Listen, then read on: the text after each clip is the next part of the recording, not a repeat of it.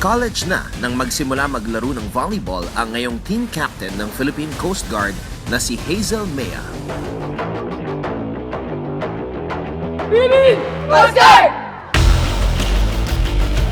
At matapos magtiyaga sa pag-iensayo, siya na ang mangunguna para sa Lady Dolphins ngayong conference.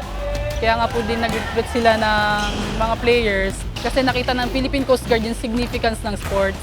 Kaya through sports, mapapakilala din namin yung Philippine Coast Guard, mamamarket din namin yung Philippine Coast Guard. Alam ng Philippine Coast Guard na magiging mahirap ang reinforced conference, kaya naman doble ang paghahanda nila para sa kompetisyon.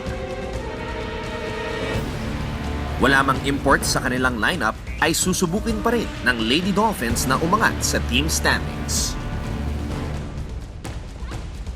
This is a very tough conference because this is already reinforced.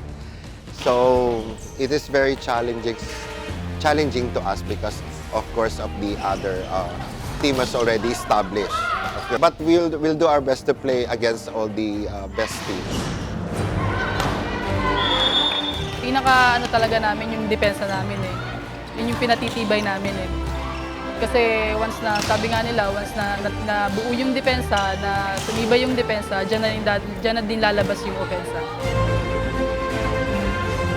Okay naman yung collaboration, yung cooperation, and teamwork. Okay naman. Communication, syempre, lagi pag nag-game na, syempre kailangan namin mag-open up sa mga kailangan namin gawin and kailangan laging adjustment. Ganun na lagi. Kailangan lang i-boost lang namin yung isa't isa and kailangan namin pagsabihan yung isa't isa na kailangan play the game for the better, ganun.